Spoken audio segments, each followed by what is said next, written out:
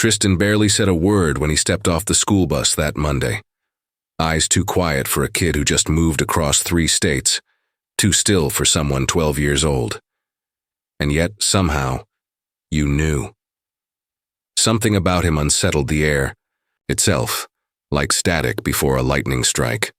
This isn't a story anyone meant for you to see. It was buried under security footage that never made it to the principal's desk, whispered in the nurse's office when no one was supposed to. Be listening, but you're here now. And so was I. And what I saw that day, what we saw, wasn't just wrong. It was impossible. They came for him at 12:06 p.m., not behind the gym or in the back stairwell. Those were too obvious. No, they waited until he was alone next to the broken vending machine in the east hallway, a blind spot where cameras used to be before budget cuts wiped them out. The 3 of them walked in like they owned the place, like they'd done it before. Rhett, Hudson, and Cole, popular, confident, dangerous in that slow-burning way small-town bullies learn to be. Rhett spat out the first words like venom laced with fake kindness. Hey, new kid. Lunch money's not optional here. The other 2 laughed, but there was a tightness behind it, a rehearsed cruelty. They had no idea. None of us did. Tristan didn't flinch. He didn't argue or look scared. He simply looked at Rhett, really looked at him. And in that frozen instant, something cracked in the hallway. Not glass, not tile. It felt deeper, like the world blinked.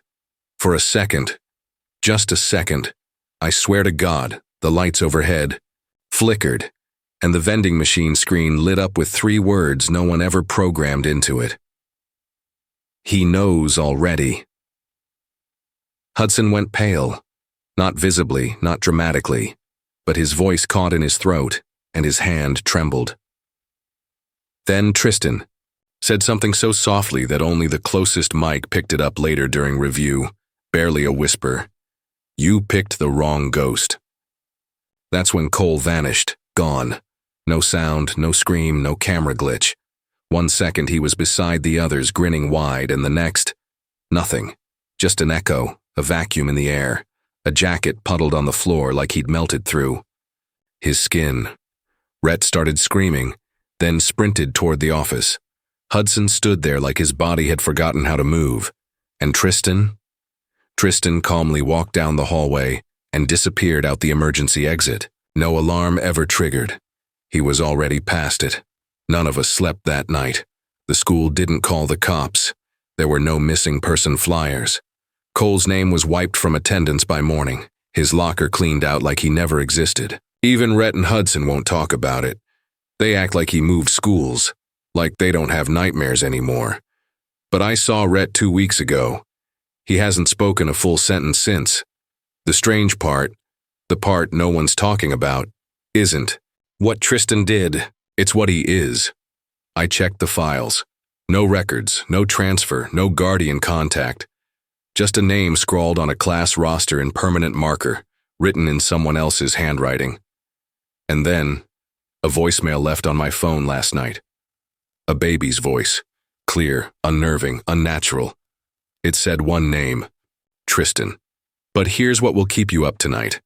My sister's baby died in 2009, and she never ever knew that name. The voicemail disappeared, not just deleted, erased. The call log showed nothing. The audio file wasn't in the cloud, not even under recently deleted. I know what I heard.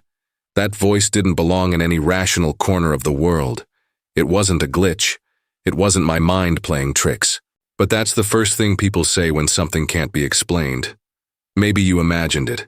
And I tried, God, I tried to believe that. I went through every voicemail, every app, every Bluetooth-connected speaker in the house thinking, maybe it had echoed from some old file, but none of my devices ever had that voice, and none of them ever knew that name. Tristan. I've stopped saying it out loud, because every time I do, the walls make a soft sound. Not like creaking, not like plumbing. It's more deliberate, reactive, like they're listening. And this morning when I woke up, the mirror in the hallway was fogged from the inside. I live alone. I started keeping a journal, not because I'm the type who journals, but because I need to prove. I'm not losing my mind. I write things down as they happen now, date them, timestamp them. I take photos. I screen record everything. But it's getting harder. Sometimes I'll go to check an entry and the words are blurred. Not smudged, blurred. Like someone photoshopped the ink. Like my eyes weren't meant to read them again. Sometimes my own handwriting doesn't look like mine. Last Thursday, I wrote, Tristan has no birth certificate. Today, that same line reads, trust no witnesses. And now I'm not sure I wrote either. I met someone a few days ago, Camden. That's his real name, or at least it's what he gave me. Said he remembered Tristan too. Swore he'd seen him before the school, back in Ohio, a foster system shuffle that led through some dark sealed files. Said Tristan wasn't placed, he just appeared. No social worker, no backstory. Just a medical report stapled to a manila folder with the date of admission left blank. Camden talks in circles, though. He twitches when you say anything about disappearances, and I noticed he wears a hearing aid in his left ear. But he won't explain why, and sometimes I catch him talking to someone when no one's there. At first, I thought he was delusional, but then he showed me something that rewired everything I thought I understood. A VHS tape. Black casing, no label. He found it in an abandoned guidance office 2 towns over. We had to borrow an old player just to run it. And when we hit play, the screen showed a lunchroom, cheap tables, orange plastic trays, kids laughing, and then it skipped, like the film itself had convulsed. A blur of color, a smear of motion, and suddenly, all the sound cut out except for a low, throbbing hum. You could feel it in your chest, like bass through concrete. And in the corner of the frame, there he was, Tristan, standing still, completely still as every other student around him moved on a slight loop. Their hands repeated motions, heads jerking just a few frames forward and back like the footage was caught in a glitch. But he moved independently, slowly turning his head toward the camera as if he knew we were watching. Then he smiled. Not in a threatening way, in a knowing way, like he'd been waiting. I screamed, I don't remember doing it, but Camden said I screamed until my throat went hoarse. I remember clutching my ears, trying to make the humming stop. He said there was no humming. Said I passed out cold on the floor for 6 minutes. I checked my watch after I came to. It had reset to 000. When I got home that night, I found a Polaroid pinned to my door. It was me, taken from the angle of my bedroom window. Only I was inside, and I live on the 3rd floor. I haven't shown Camden. I'm not sure I can trust him. Something about his smile lingers too long. He speaks in metaphors that don't land. Sometimes I'll ask him a direct question. Where did you grow up? Do you have any siblings? And he'll blink like the program running him just hit a bug, then change the subject. But what rattles me more is how sometimes he says, my thoughts before I do. Once, I was about to bring up the baby's voice on the voicemail, and he said it without prompting. Infants. Remember what we forget. That's why they cry so much. I didn't sleep that night. I started looking at baby monitors on resale sites. Just curiosity. I don't know what I expected. But then one of the listings caught my eye. Vintage Fisher-Price audio only. Monitor, rare. The preview image was too dark to make out clearly. I clicked. In the second photo, barely visible in the background, was my living room. The plant, the rug, the bookshelf. Except that photo was uploaded 8 months ago. There's something happening here. Something they don't want recorded. Something that lives between tape hiss and camera grain and corrupted memory. This isn't just about a boy with strange eyes and a vanishing act. This is a system failure. A leak in the fabric we were never supposed to notice. Because now, certain memories are missing, not fading, erased. Camden asked if I remembered the substitute teacher who filled in the day Cole vanished. I swore we had a woman, old, glasses. He pulled out a photo, grainy, scanned from a yearbook, and it showed a man in his 30s. No glasses, beard, Mr. Kelling. I've never seen that man in my life, but I'm in the photo, sitting at a desk 3 rows back, smiling. I don't smile in school photos. Ever. Then came the final straw. Camden gave me an audio file. Something he recorded the day after Cole vanished. He said he left his phone in a locker on accident, and it recorded 6 hours straight. He filtered out the noise, enhanced the low frequencies. It took me 3 plays before I heard it. Whispers. Underneath, the buzz of fluorescent lights and clanging lockers, faint but deliberate. Child's voice, clearer each time. Don't let him know you see him, he won't like that. The voice sounded like me, my child voice. I was never in that hallway that day. I wasn't. I had the flu. My mom wrote a note. She remembers. But when I checked the school's attendance logs, the records show present. Camden thinks this whole thing is bigger than Tristan. He says we're not uncovering a mystery. We're re-entering it. That whatever happened didn't start with Tristan. He's just the most recent symptom. He said something else before. Leaving last night, something I can't unhear. Some of us were never meant to grow up. Some of us didn't. Not really, we just stayed rearranged. I haven't seen him since. His number goes straight to voicemail. His voicemail isn't his voice anymore. It's mine, saying one sentence. I'm almost ready to come back. And tonight I got another photo slid under my door. It was taken in my hallway, just outside my bathroom. There's someone in the reflection behind me in the mirror, and it's not me. It started with the hospital records. I don't know what possessed me to check them. I told myself it was closure, that maybe if I could find anything tying Tristan to a real medical history, a school nurse's log, a childhood vaccination, even a goddamn height and weight form, I'd finally crack this open. Make it logical. Anchor it. So I filed a FOIA request for the local clinic student files from the week before Cole vanished. The receptionist laughed awkwardly, said something about those always being missing, and patched me through to a voicemail that wasn't set up. But Camden had a workaround. Of course he did. He handed me a flash drive one morning at the diner, slid it across the table between my coffee and a stack of unpaid bills. Try this folder, he said, eyes darting like we were being watched. It's buried in the temp cache of a crash report from Metro 8. Don't ask how. Inside the drive was a list of names, students, dozens of them, first and last, time-stamped entries that matched known school ID numbers from nearly 15 years. Go? Except most of those kids never existed. No yearbook records, no alumni logins. Some of the names felt off, too, like someone had mixed up syllables, mashed them together, or recycled letters into something that looked real, but wasn't.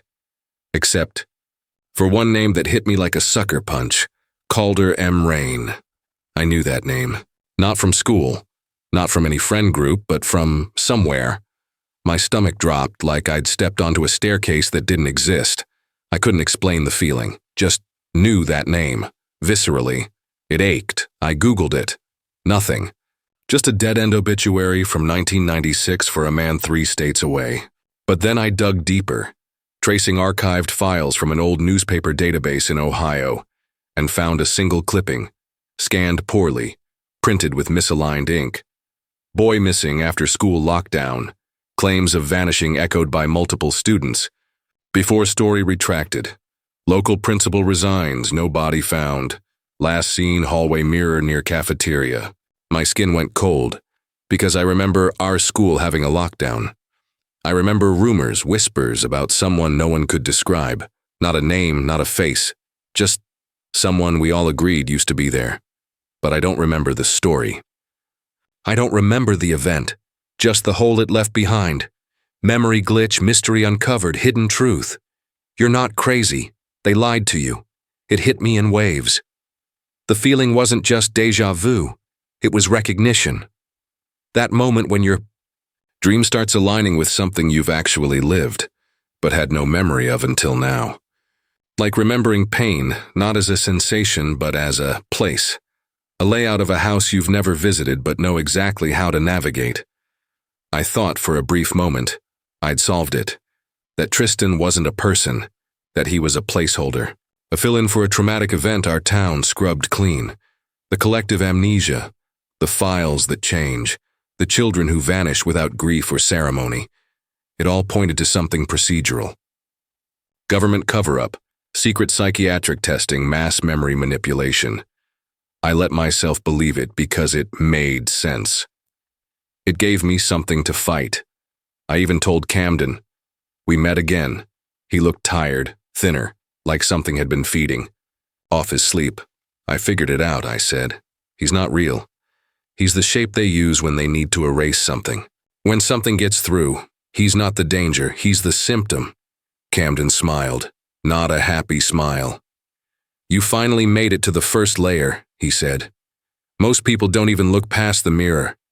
Then he handed me a folder, manila, weathered, smudged at the edges. One photograph clipped to the inside cover. A school portrait, standard backdrop, green polo shirt, buzzed hair, neutral face.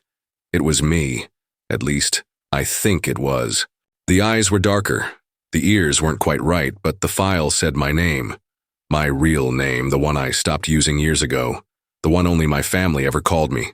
Back when things were still whole, except I have no memory of that photo. Being taken. Look at the date, Camden said gently. It was dated 3 years before I transferred into the district. Everything shattered in that second. Because if I'd been in that school already, before, I knew I arrived. Then the timeline didn't just have cracks. It was folding in on itself. I couldn't breathe. I ran home, tore through old family albums, digital backups, childhood journals. But every time I got close, something slipped. My notes would be in a different pen. Dates would rearrange. Photos would refuse to load. Whole folders vanished. I tried calling my mom. She picked up, but the voice wasn't hers. It was the baby again, only this time it laughed. And somewhere in that distortion came a single phrase, stretched like melted tape. You were the first one we let remember. I screamed. I dropped the phone. I don't remember the next hour. The next day, Camden was gone. His apartment was stripped bare. His name wasn't in the lease. The neighbors said no one had lived there for years. I went to the diner where we always met. Burned. Down last night. Electrical fire. No survivors. But here's the part I still haven't told anyone. When I went back to the hallway mirror, the one where Cole vanished, the one with the fog inside, I took a photo, just to see, and in the reflection behind me was a figure.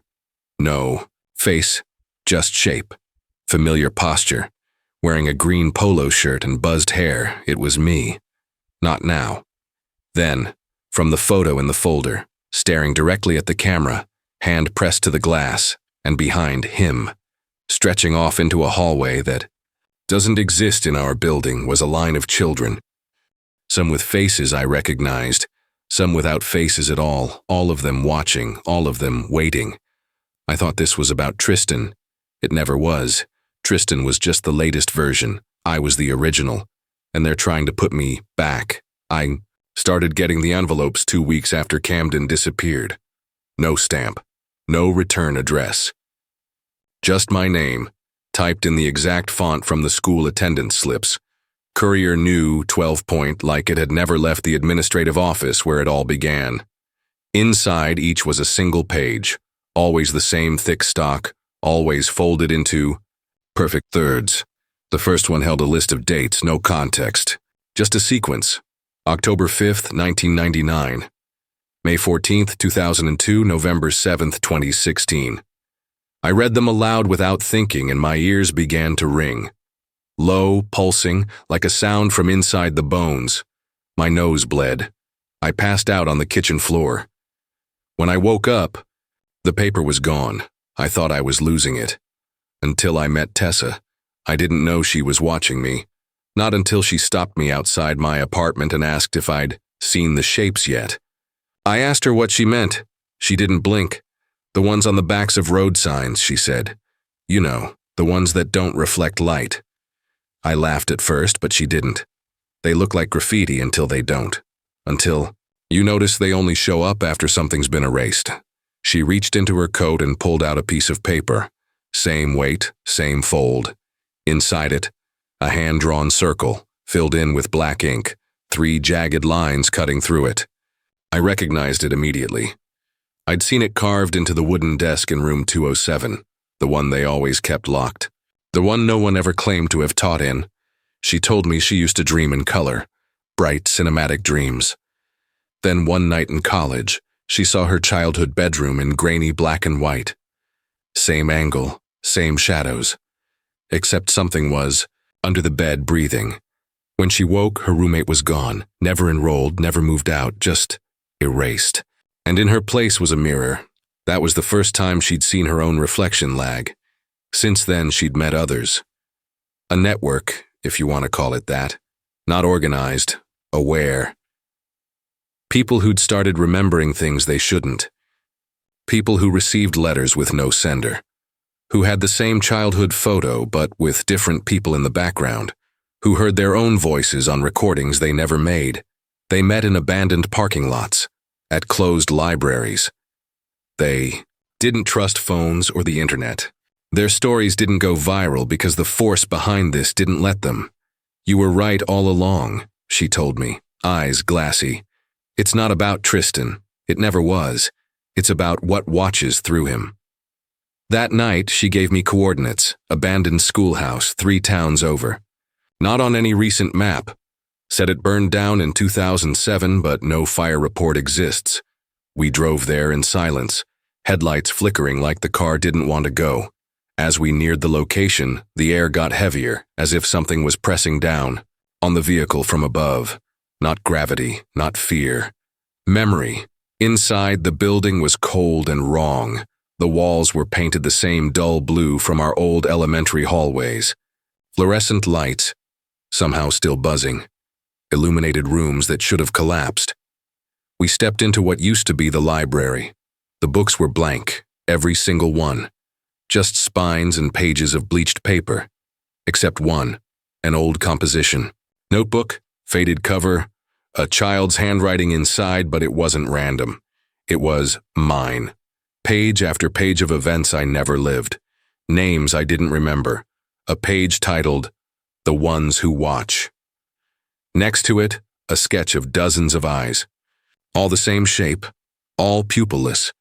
The margins were filled with numbers, coordinates again, I think. Or dates. That's when the footage began to play. A small TV in the corner turned on without power. Static, then footage. Grainy VHS quality.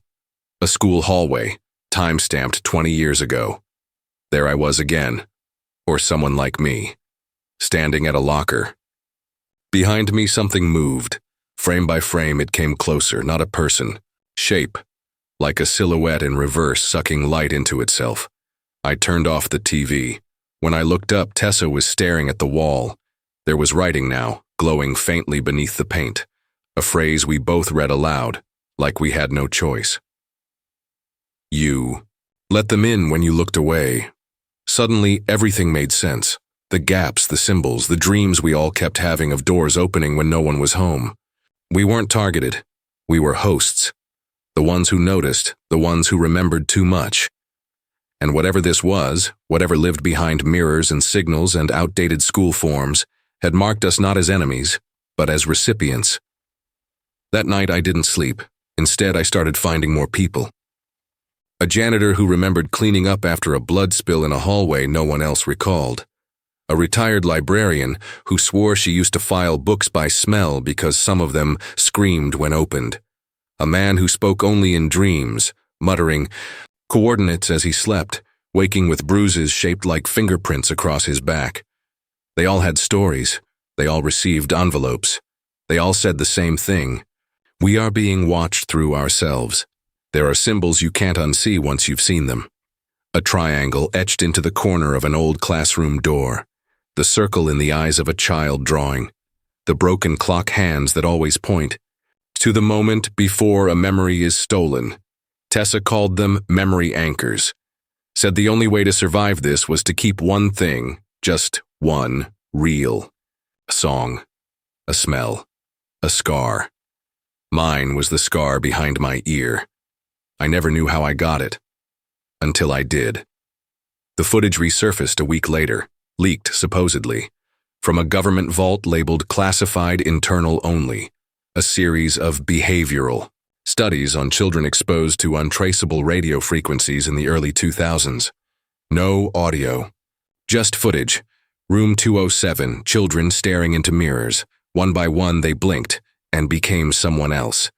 The last frame of the final clip showed my face, smiling. That's when the third perspective entered, someone calling themselves Rook. Encrypted email. One sentence. You're not who you think you are, but you're the only one who can remember what you were before. They sent a file. Audio. Static and reversed tones at first. Then a voice. Faint, broken, warped like it had passed through time itself. It said, "You've already uploaded this once. You're watching the replay." I checked my drives. There it was. A folder I never created. Dated last year, containing all the footage, all the voice memos, all the images, from the story I'm only now experiencing. Tessa says we're stuck in a loop. Not a time loop. A cognitive containment field. A memory trap, created by them, to test the limits of human belief. To see how long we can deny the evidence of our own lives before we fracture.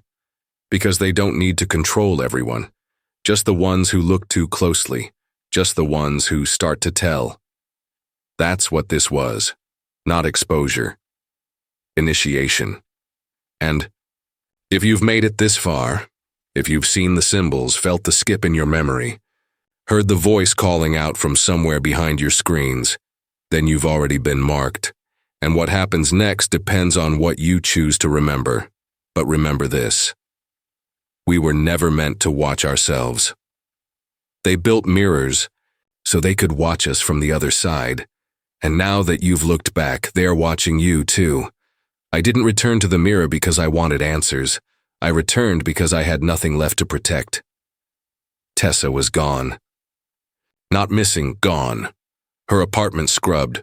Her name erased from bills and leases, even her scent removed from the pillows. Camden's voice had disappeared from every recording. My phone reset itself during the night, and when I woke, there were only 2 contacts in my call list, one labeled "Do Not Answer," and the other, "You Already Did." I stared at those names longer than I'd like to admit, but I didn't call. I didn't need to, because the voice was already in my head. It came not like thunder but like memory, the kind that blooms quietly behind your ribcage, hollowing you out with the slow realization that you've lived something before, but not like this. That something fundamental inside you has split, and the version of you that once believed in comfort, logic, safety, is dead now, and all that's left is someone who understands that memory is a weapon, and someone has been using it against you all along. There was no big reveal, no secret file hidden in a vault, no shadowy figure explaining the master plan. What I got instead was a moment. One moment. A simple one. I walked past the mirror, and I saw myself still standing there. Not moving, not blinking.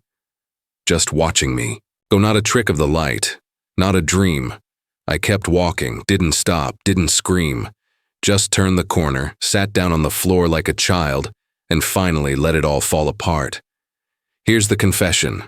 I think I knew the truth long before any of this began. Maybe not with words, not consciously, but somewhere deep in the marrow I felt it.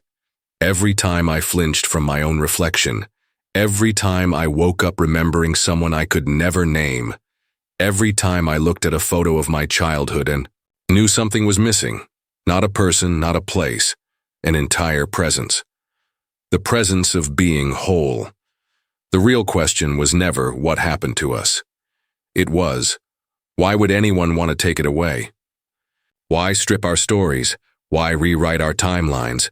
Why bury truth beneath layers of shame, of silence, of institutional forgetting? The answer came softly. Because some of us were born remembering too much. I was one of them. As a child, I would wake up weeping, not because of nightmares, but because I missed lives I never lived. I'd draw people I had never met.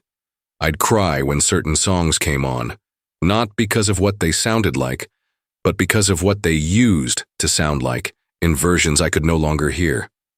I told my parents. They said it was imagination. Told the school counselor. She wrote emotional disturbance. I told my mirror once. It told me, "Don't worry, we'll fix that for you." And they did, for years. They patched the cracks, rewired the gaps, replaced faces and bent timelines, until I was functional, until I could pass as normal, until the memory of what I lost stopped screaming and became background noise. But it never really stopped, did it? It just waited.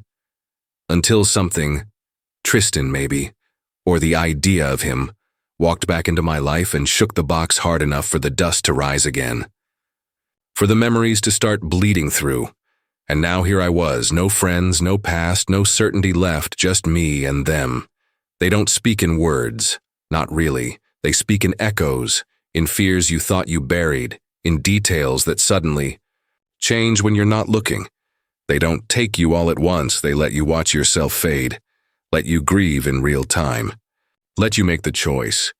That's what I understand now. The truth isn't something you're given, it's something you have to survive. Because truth isn't kind. It's not a gift, it's a blade. And I was holding it now, at my own throat. Stood in front of the mirror and asked the only question that still mattered. Not who am I? Not what did you do to me, but if I remember everything, will I still be me? The mirror didn't answer, but the me inside it blinked and finally moved. He stepped forward, hand against glass, eyes locked, not threatening, not cold, just tired. Like he'd been waiting for me to come home, and suddenly I understood. He wasn't the trap. He was what I left behind to protect myself. The part of me that refused to forget. The piece that stayed awake when the rest of me succumbed to forgetting. The version that held the trauma, the loss, the unbearable knowledge that something inside us was not meant to be erased. We were not supposed to forget, and yet we did. Over and over again. Because the lie is easier. Because the lie lets us sleep. Because remembering means facing everything they never wanted us to say out loud. That we were chosen. That we were studied, that we were opened up like books and rewritten without permission, that they took our stories and made them theirs. So now I face a choice. I can break the mirror, walk away, pretend again, let myself be folded back into the safety of amnesia, where birthdays are just dates and losses don't echo across lifetimes. Or I can remember, I can reach forward. Press my hand to the glass and pull him myself back in, become whole again. But wholeness comes with cost, because to be whole is to hold the pain, to carry the weight of every moment they tried to cut out. And I don't know if I'm strong enough for that. But maybe the point was never to be strong. Maybe it was just to be awake, to be here, now, to choose. So I reached forward, and the glass, shattered, but not outward, inward. And as the shards fell, so did everything I thought I understood. Because behind the mirror was not another me. It was a door, and behind the door were you. Watching from the beginning. Because maybe this was never my story. Maybe it was yours. Maybe you felt it. 2. The missing time, the dreams that aren't dreams. The sense that you've lived this before, only sideways. The gut feeling that you're not crazy. They just don't want you to remember. And now that you've watched, it's already started for you. The voice, the shadow, the moment that will unravel you, and the question that will save you, or destroy you. What did they make you forget? Thank you for watching. Don't forget to like, share, and subscribe for stories you were never meant to hear. Until next time, remember, some truths don't want to be found.